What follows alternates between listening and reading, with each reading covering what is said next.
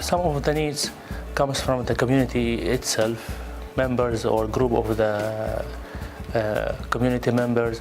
They approach the organization asking us for to do sort of service or to help them in performing certain activity.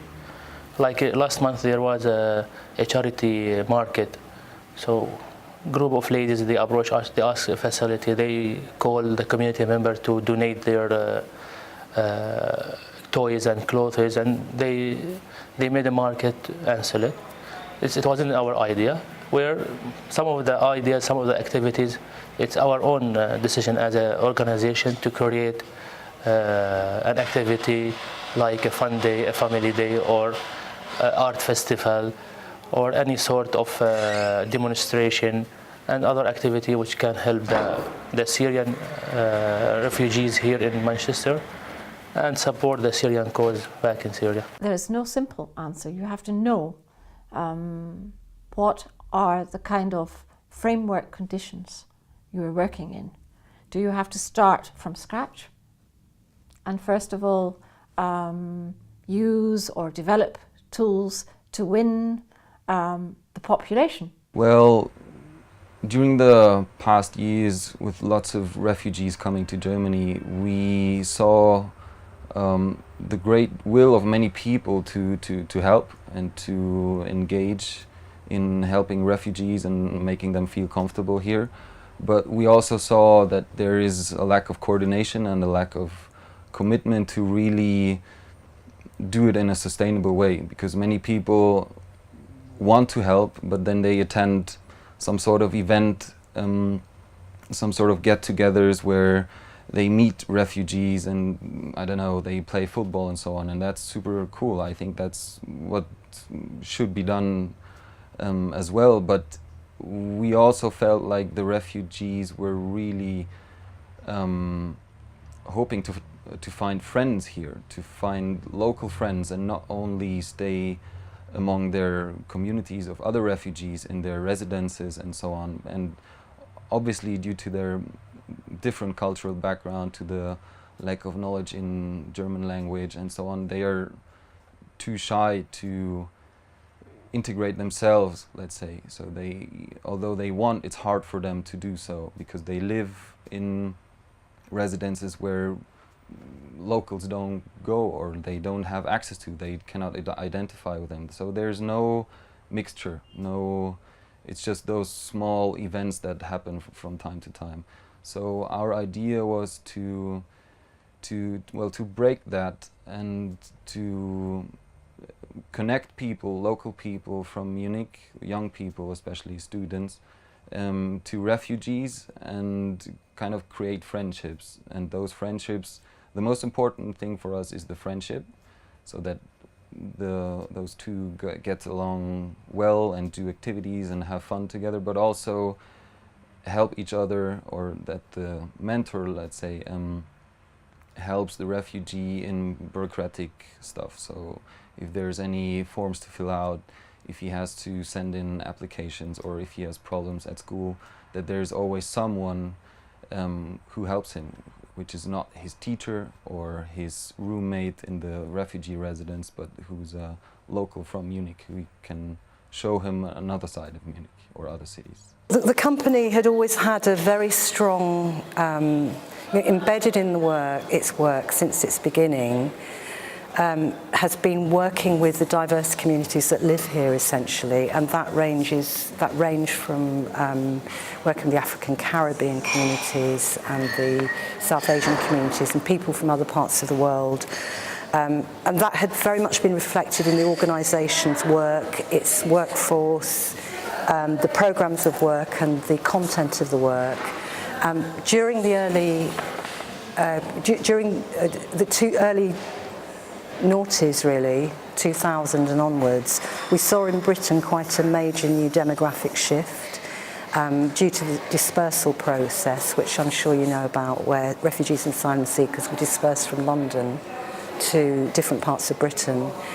And what happened was, this was happening at a time where there was major unrest across the world, civil wars, people fleeing, persecution, from Congo, from Afghanistan, from all parts of the world, and people were being dispersed to places which weren't usually, that hadn't had a big history of immigration from a lot of those countries. We ran a consultation with people, the refugee agencies, the Arts Council, the City Council, and this was something that everybody thought would be a very good thing. That's how the Exodus project came about. It was a partnership of organisations that wanted to create better access for people arriving on our shores in this region. So this is the so-called House of the Open Doors, and we do have many network with all kinds of organizations. And one of the organizations is the Youth Migrant Service and the Migrant Service plus the Refugee Service. And they have rooms in our house where they counsel the people the refugees or the migrants can come up and have, if they have questions about the statute of residence or the educational thing. And that's how we identified that we should get into it, because there are many young people right now here in our little small town that don't know what to do because they're not allowed to go to work and they just hang around. So now they're in our house, so we decided let's get in contact and see what we can do. So I guess that at first it really started from a passion that we wanted to share. And then through this passion we identified a possibility to push people to reflect and maybe take actions upon values that we believe in and want to carry in the society. And as the organization was growing bigger with more collaborations and more teachers, more members, we identified the possibility to do so more and more. And that's also where the moment when we started to get involved in activities with refugees. In order to identify the needs of the target group, which in our case is refugees and immigrants, they have to interact with them and sometimes maybe to ask for their opinion and to collect many primary and secondary data and maybe scientific researches. But the most important is to design activities for them, with them, to involve them in the design process. We started working with the local committees, so any activity or project we want to implement in any area, we take into consideration based on focus group or interviews or relationship on the ground, the needs of the community there. Then based on those needs, then we select the priorities in the area. Identifying the needs, usually we set this through all of our projects and activities. We always receive feedbacks, like when our participants present something, then by the end of the activity or the project, we ask for feedback, and it's used like a survey or questionnaire. Also, sometimes we do this by some small, or fairly medium questionnaires online using social media as well. And by this we identify these. But this is not only this, as we have part of our team that we go into and analyze a little bit, like a kind of the macro level, like strategy, stuff like that, and then we see these are the needs from the macro approach, from the point of view of the policymakers, and this what have been raised from the statistics and the data they have. And here also, this is another way not directly from the target group, but from a bit the kind of the holistic point of view, from governmental or public point of view. And then we see, okay, then we can introduce those new solutions or new initiatives.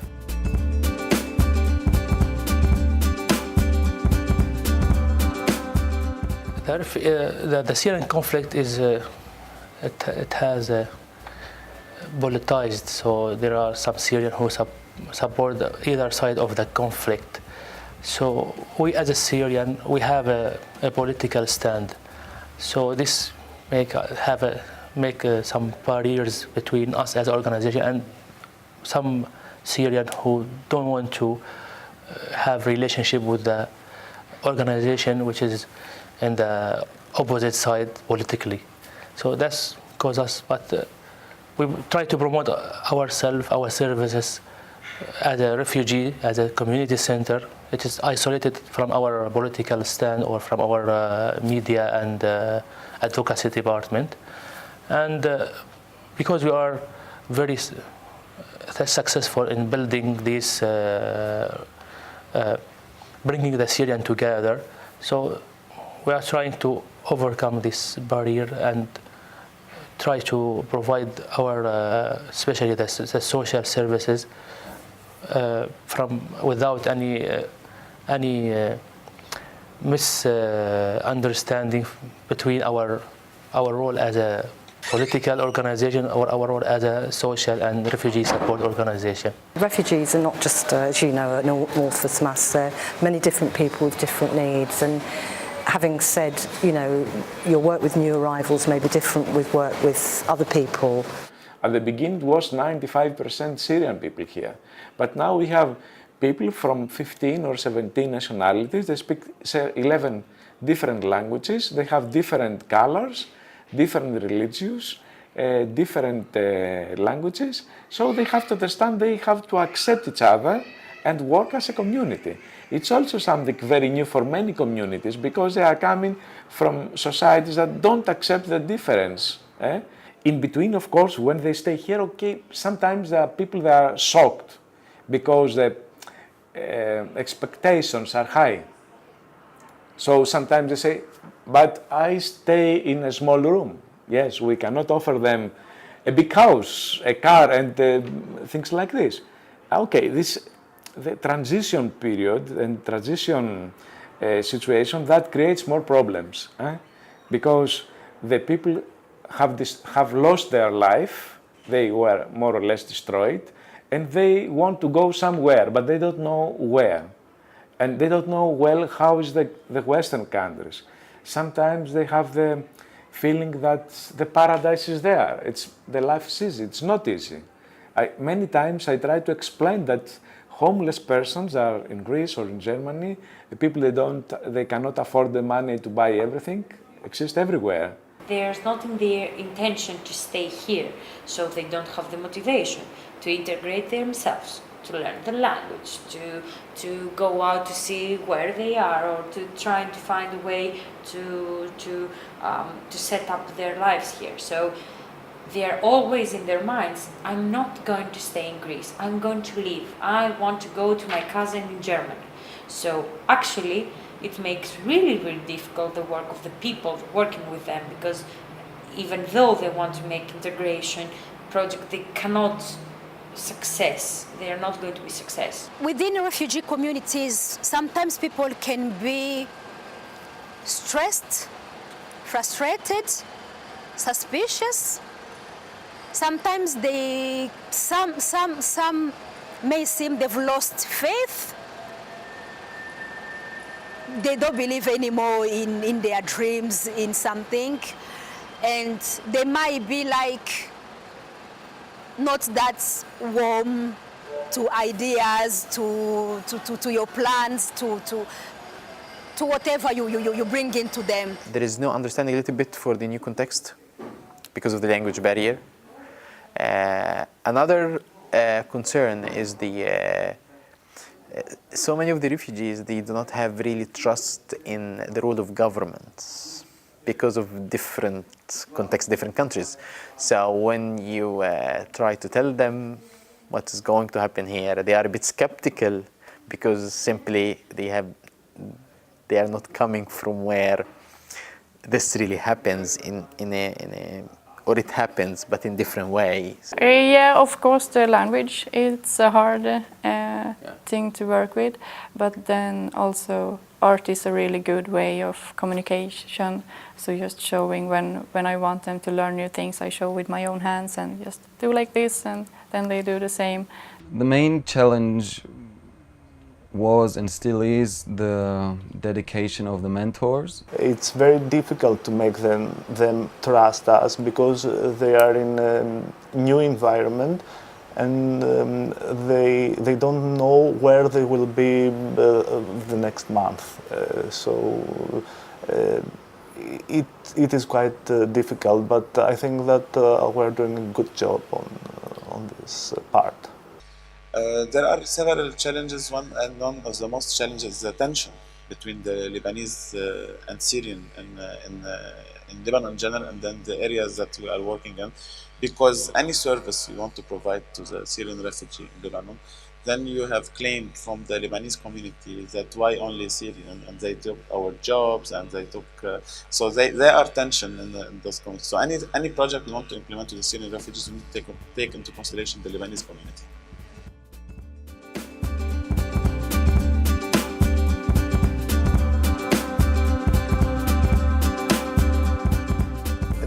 The methodology we use is that we try always to deal with them in a participatory approach and to make them feel that they are partners, important stakeholders, and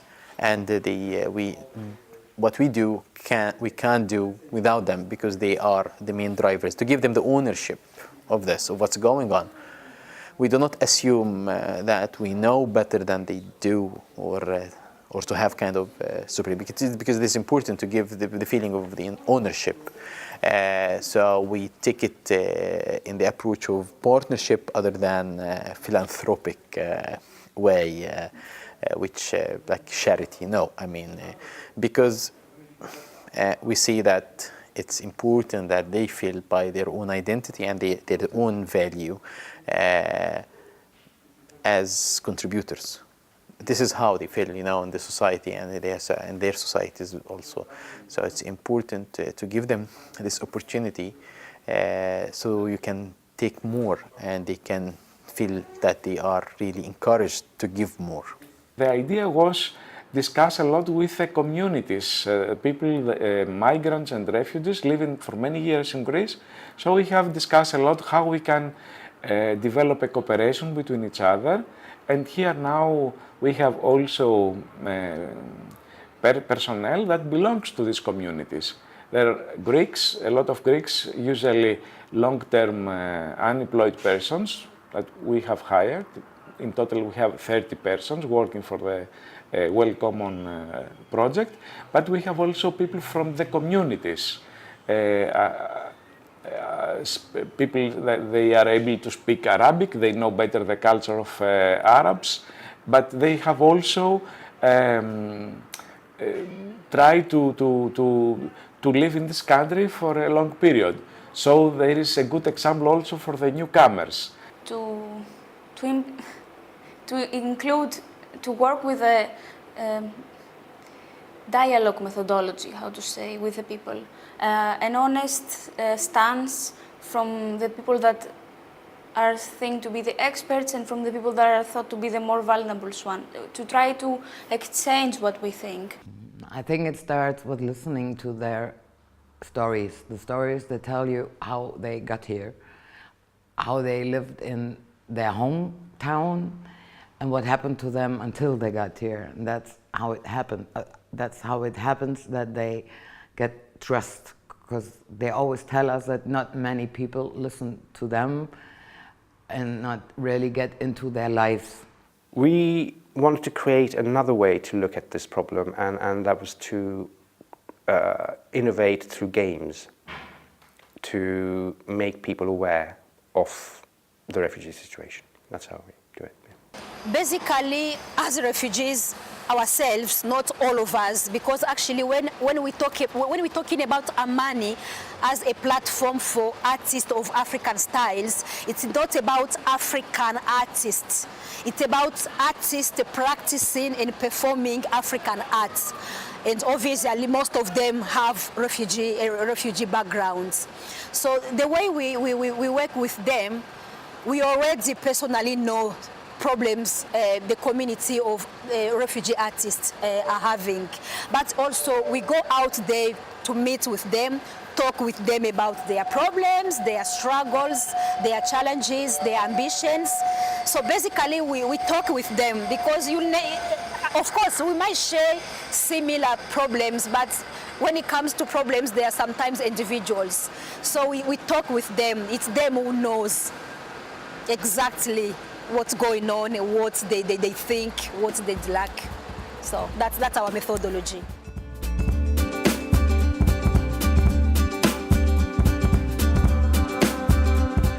So difficult to evaluate your work and to make an assessment about the work. I mean, it's totally different, the needs that you're needing. In a camp, you only need to give them food, clothes, the basic needs. If you're speaking about a hosting unit for families, we're speaking about totally different things, about education, about work, about people integration. So it depends about the occasions and the cases that they are working with. We're working with. We have very high standards in monitoring evaluation. We ask people what they think of things, and we also build programs that have flexibility built into them. So that we can alter things should things change, because they do sometimes. Also, we build programs sometimes around needs that we know. Actually, we do that quite a lot because it's a more effective way of working. So a good example of that would be a project that we did. Our women's theatre project, we prioritised a women's programme because we had looked at who was getting involved in those programmes, and we realised we needed to take more positive action to include women. And we've not really looked back since. We're now thinking of doing positive action to include the men, because they can't get a foot in. For us, it's interesting if at the end we see people that they have realised it and they want to start their life. So we have very many and very good examples how the people start to reorganize their life. We are very happy because the children, they go to school, at the end they present us this paper from the school, they have followed the lessons in school. It's not easy thing. Huh? We always monitor and evaluate. Whenever we've staged a showcase, a live performance, or we've got a workshop, a session, we always make sure we've got time to get people's feedback, their comments, their suggestions. We've got evaluation forms, paper, online. Yeah, we always do monitoring and evaluations. We always take feedback, and when we identify the needs, we try to do a bit some homework, or what we call due diligence. We read a little bit and go through what has been done, and what areas or which channels need more work, and getting feedback, and also meetings with different stakeholders. We get the feedback from them. We're implementing our activities. We get everyday feedback from them. Sometimes it couldn't be in a formal format, but sometimes maybe a child's the eyes of a child can tell you more about the impact of your activity. And we get the feedback from refugees and immigrants. We get the feedback for our volunteers who are working with them, with our scientists, social scientists, psychologists. Well, first of all, we always have meetings with all the mentors where we discuss actual problems, wishes from the mentees, so we keep close contact to the mentees and the mentors, so we always have direct feedback of what's going on.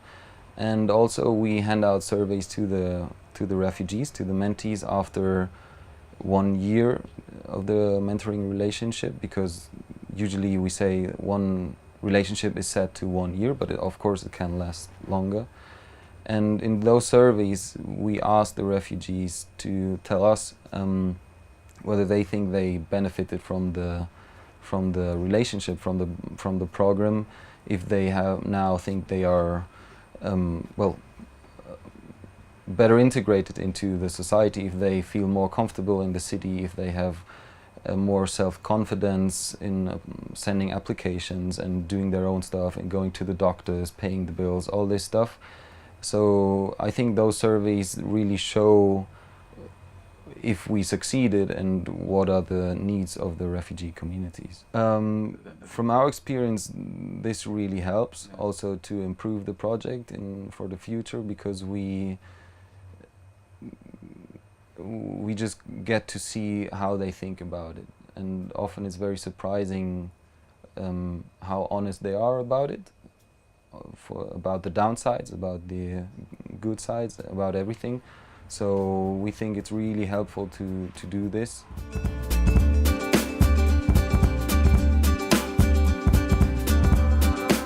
We've experienced not only cutbacks for the Arts Council, who's our key funder, but to local government. So we've all had, little cuts here and there. But our ability, local authority budgets, the budgets of charities, it's harder to bring the money in, that's all. It's not impossible, but it's harder. Definitely being in Manchester helps, because politically, socially, it's a city that embraces its diversity. There's still many battles to be won, but at least we're not having to explain why it's important, why we should. One major thing that relates to politics, or one major obstacle, is just the continuity of the decisions that are being made there, that we don't have any influence on. So we're working with refugees that are attending school, and they are really trying to get education, to find a job and so on, and they really invest in it. They really show dedication, and it's heartbreaking to if you then from one day to the other hear that this person will be sent home. So this is the biggest obstacle that we're facing, that we work with people who are really willing to integrate themselves and who are really thankful for participating in this project, and then suddenly politicians make a decision to send back all the Afghans that have come. The refugees are the normal people, but a lot of people don't understand it and don't know it. And I think it's a really, it's a big problem to teach German people that refugees are really normal people who they are like German people or something like this. Try to lose this problem with integration. For example, I do some workshops with German people about refugees, that what the problem a refugee have and how the German people can help them, and who are the refugee. For example, I go to a school and a student or pupil don't know. They ask me, "Are you a refugee?" Yes, of course, I'm a refugee, and they don't believe me that I'm a refugee, and they think, "Oh, okay, you are a normal person."